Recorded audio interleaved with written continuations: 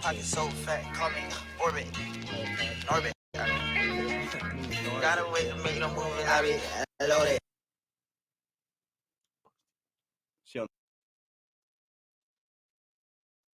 Wait to make no moves. I be loaded. Why you watching drinking 40s? I just told it. Still that same in the form, but it's stolen. Ryan sporty, I can sport it. All right.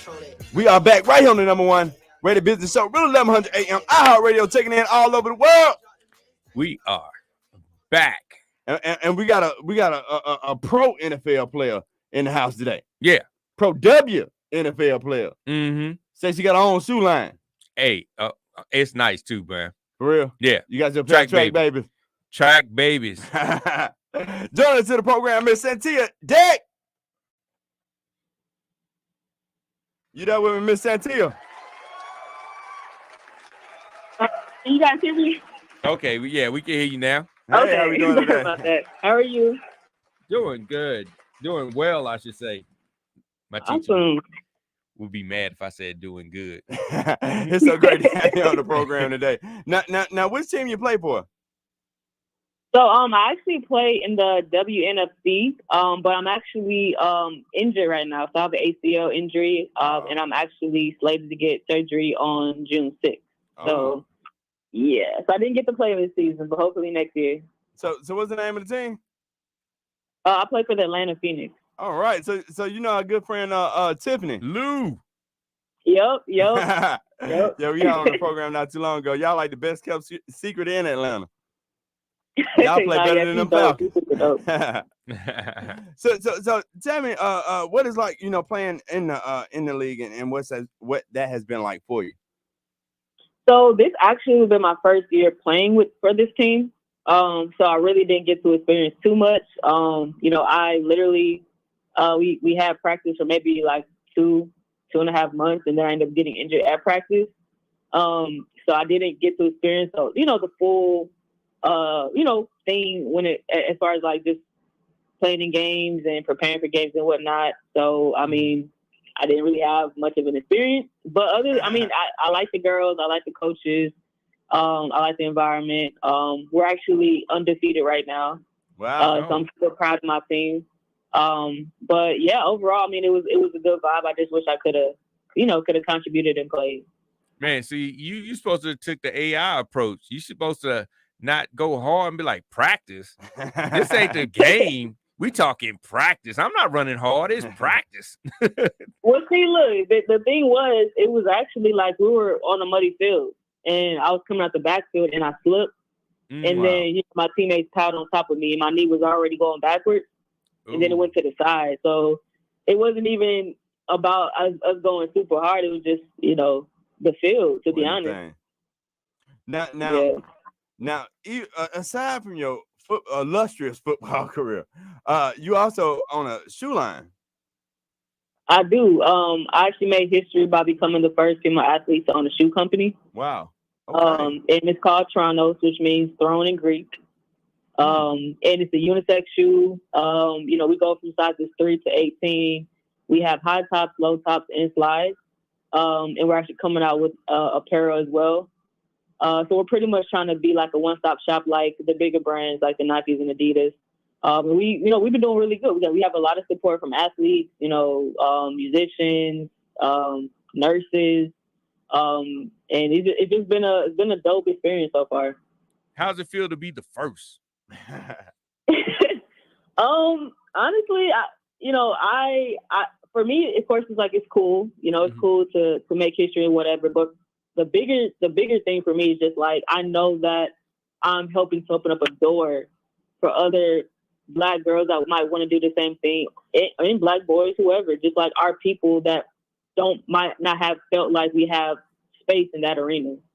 Yeah. So for me to be able to open up that door and say, hey, we can actually own a shoe company, not just have a sneaker, not just get sponsored by a company, but actually own a sneaker company, not just a sneaker, but a company. That's like a bigger deal to me than anything. Is just opening up that door and paving the way for the next generation. Now, what is the process of starting to own a shoe company? Like, what are some things that you had to go through, or what are some things that you have to do in this process? Like, you have to design the sole. Do you have to, get with an expert and say, look, this is how this is going to fit this person's arch? Like, what are some of the technical things that you have to go through to be a shoe company owner? So for us, so we launched in 2020. We launched in the pandemic on Juneteenth. How it actually came about for me was honestly being an influencer. Like, I was actually a brand ambassador for another shoe company, but I was selling the hell out of their shoes. Okay. And the designer ended up coming to me and said, hey, have you ever thought about like a signature line under our company? Okay. And I was like, why not? Like, I love sneakers. I love Jordans, blah, blah, blah. Why not? So he said, okay, what kind of shoe? What would you want it to look like, the design? And I told him, like, I like the Balenciaga sneaker and I like Jordans, and I wanted a combination. Have you seen them new Balenciaga? Yeah. The ones that look worn and dirty and all this type of stuff? Yeah, those. Why do I want to go spend $3,000 on that? Yeah, but guess what? Somebody gonna buy them things. Of course, because they $3,000 and somebody was like, "Ooh, I got $3,000 nasty looking shoes." I'm just saying. That's how they catch it's a brand. Is that something y'all gonna do in your brand? Y'all gonna make some dirty beat up shoes? No. Our shoes always gonna look nice. It's crazy that we in this place in fashion that we done so much and we done had so many different varieties of shoes. Now we starting to sell brand new worn out shoes. It's just crazy. Well, I know. I think it's different right now. The culture is a little different right now, but I guess as long as they got a Balenciaga logo on it, that's what they care about. That's the thing. And coming from a marketing angle, it's amazing and frustrating. Is that I think that in marketing we dumb down so much of our community that we test and see what we can get away with. I mean, it's like, oh, if you're gonna buy these, well, we're gonna try this. And now we can get you to buy anything. And the old saying, I can get you to buy a bridge or swampland. Oh, yeah. It's like, okay, so if you're gonna buy this with this, stain on it, well, why don't we just make it all look dirty? Exactly. And if y'all gonna be willing to buy that, then we don't have to have superior quality because y'all are willing to buy anything. Wow. That's deep. Yeah. That's deep. But Kanye West is like the perfect example of that. Oh yeah, I blame him. I blame him. Nah, he was just modeling after what he saw. Like, and I agree with him. He was like, y'all do the same thing for Ralph Lauren. Y'all will buy anything he put out, no matter what the quality is. So if y'all willing to spend money with him, why not spend the money with me? Wow. That's true. You're right about that. That is true. Now when it comes to quality, what is the prospect the process. Get it right. What is the process? He been listening to Pusha P. I know.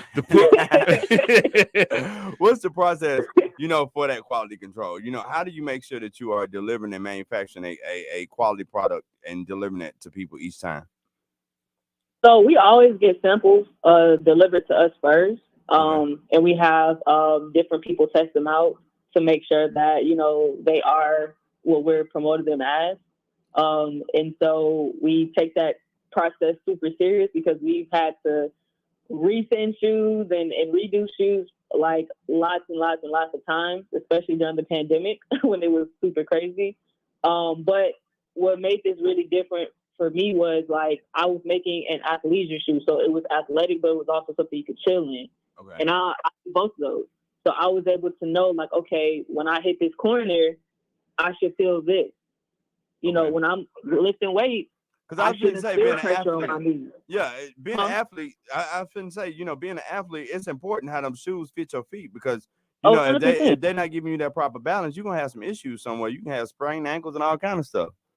Exactly. So I took that process very serious, and we always make sure our shoes feel like nothing you ever put on before. And honestly, if you ask anybody that got our shoes, I'm not even capping. If you ask anybody that got our shoes, the first thing they're going to say is, it literally feels like I'm walking on clouds. Wow. Because even the dudes that wear our size 18, when you pick that 18 up, it feels like a sock. That's how light it is. Wow. But it has durability for you to move and run and lift weights and jump. So we made something that was really, really different. And I'm proud of it, to be honest. Now let's talk about marketing the product for a minute, because you got a little bit of a different start than most people, because you already got to jump on that marketing. You're already an influencer, and people are used to buying shoes from you. So with all that under your belt, what does marketing look like for your brand? So for us, we are an online brand. We do have like our shoes in a few other like, mom and pop stores right now. We are actually in Champs, new store in Miami. Wow, okay. And we're going to be in a Foot Locker and some other stores now. But when we first started, we was in a few mom and pop stores. That's but big. For us, like everything really comes, like the main like chunk of our sales come from online. So we've done a lot of Facebook ads. We've partnered with other influencers, which for me, being an influencer, I understand the power of being an influencer. So we made sure to, hit up the people that we knew could help push our shoe company forward. And, we got some prominent figures in the sports world and the comedy world and just different places or whatever. And honestly, everybody really just supported us. Like nobody asked for nothing in return. They just wanted to push it because they knew that this was like an opportunity to pave a new way for the next generation. So for us, it's influencer marketing and Facebook ads. That's like our main thing. Let me pose this question, and let me ask this real quick because we're in this day and age of influencer marketing, and I've seen multi facets of this thing. I've seen how it works on just many different levels. Do you find are these influencers really adding to your bottom line, driving shoe sales? Or y'all just getting a lot of attention and a lot of likes? Which one? Oh, for sure. Sales for sure. Okay. So because people are buying. Influencers are the new celebrities. So if you see Destroying wearing anything, and definitely with his following, and he has the Gen Zs and everybody, those are the ones that are sneakerheads right now. So like if they see their favorite celebrity / influencer in a shoe, they're gonna be like, "Mom, I want that shoe." Now, do y'all just blatantly sell the shoe to them and say, "Hey, you need to go cop these," or is it just the fact that they seeing these people just wearing the shoe every day? Oh, I mean, so it depends. Like, there's some people that they just say, "Hey, they just literally tag like shoes by Toronto." Okay. Or whatever. Or some people say, "Hey, like support my girl Santia," and they post it on their page or their stories or whatever. Okay. But we always let them do what they want to do, because me being an influencer, I don't like people telling me how to make a post. Like, if I'm gonna support you, I'm gonna support you. So for us, it's just like just make sure you tag us, make sure the shoe is visible, and honestly, they just do their own thing. But yeah, like if you do influencer marketing right, there's nothing else you would ever have to do. And prime example, Slutty Vegan. I was one of her first influencers, and to see where she's at now is crazy. Fashion Nova, same thing. Yeah. So it's like these people have literally mastered, and if you listen to Gary Vee, they've mastered how to properly do influencer marketing, where you literally don't even have to go out there and put up big billboards, or go out there and do door-to-door sales, or go on a radio, get yourself played on the radio. Like, if you know what you're doing with in that world, you make so much money. You get it back if you know how to pick the right influencers. That's the biggest question: is this the right influencer? Have you looked at their analytics? Have you looked at their engagement? You know what I'm saying? Like, all that stuff matters. Yeah, that's what I want to get into. How do you vet an influencer? So what we do is, of course, for us, following does matter. So we're going to be sending you free shoes, and we also do celebrity deliveries, meaning we roll out a red carpet, you sit on the throne, I hand deliver the shoes to you. You have to have a big following, but your engagement has to be just as big. So when I'm looking at your pictures, so for example, if you have, let's say, 500,000 followers. Okay. There's no way you should be getting 2,500 likes or 5,000 views on a video, because that ratio doesn't make sense. Okay. So I look at the ratio of like followers to likes and comments and things like that. Okay. Because if you don't have an interactive following, meaning like when you post something, they're not saying anything, are they really supporting you? Okay. So that's the matters to us. And then of course who you are. Like, will you be able to represent my brand in the right way? And of course, for us being an athletic shoe athletes and celebrities and stuff like that, our musicians and stuff like that, that makes the most sense for our brand. But if a woman was in the kitchen and not in the kitchen, but if she had like a cooking show, that might not be the best fit, because you're not going to see her feet a lot, most of the time. Yeah. So we just have to make sure that you're a good fit overall. Okay. For our brand. Now, do you have a lot of affiliates, like affiliate marketers that come on board, or do you leverage that? Yeah, so we actually have a brand ambassador program right now. And we have about 750 brand ambassadors right now. Okay. And those are micro influencers, and we have a few macros as well. Okay. And they pretty much just get a code and they make a percentage off what they sell. Okay. Wow. Now, if anybody wants to support this shoe brand or anything like that, how can we find you in social media, or how can we find the shoes and this type of stuff? So you can go to Tronos, TRONUS official on pretty much all social media platforms, and then our website is tronosofficial.com.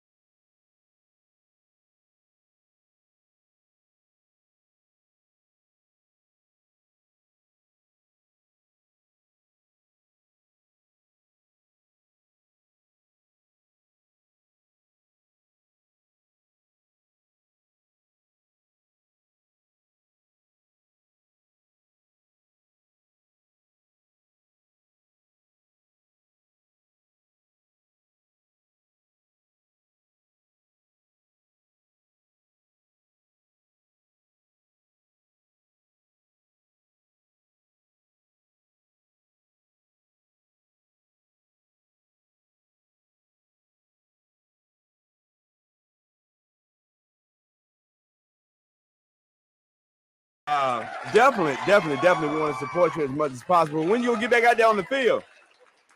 Well, hopefully this time next year I'll be back on the field. Okay. Hey, we got to go out and see a show. Yeah, we got to go out and see a game, man. One more time before we let you out of there. If anybody wants to support you, if anybody wants to get in contact with you, how folks can find you? You can find me on all social media platforms, TrackBaby001, or my personal website, which is queenofabs.com. Ladies and gentlemen, once again, it's been another wild ride on the #1 rated business and show. Go out and buy them shoes. I mean, really, sure y'all go out and get a pair. Especially if you've got young individuals that are supporting some of these other brands. Support something that means a lot to our culture. I'm gonna cop them. No, I mean, really, they are nice shoes. I've actually heard personal validation for it. So I mean, go out and get it. It's historical, plus they're quality shoes. I like your slides, even though y'all don't want to see these feet. So what they got? You gotta send us some. You gotta send us a pair. I got y'all. Send me y'all's information. All right. Once again, it's the #1 rated business show, checking in one time. Real 1100 AM iHeartRadio, checking in all over the world. It's the Rockstar KC and Mr. Marketology, and we are out. Hold up, guess who showed up? Rolled up, post up, drop windows up. I'm on my grind, shout it. Make all my shine, shout it. Wait a minute.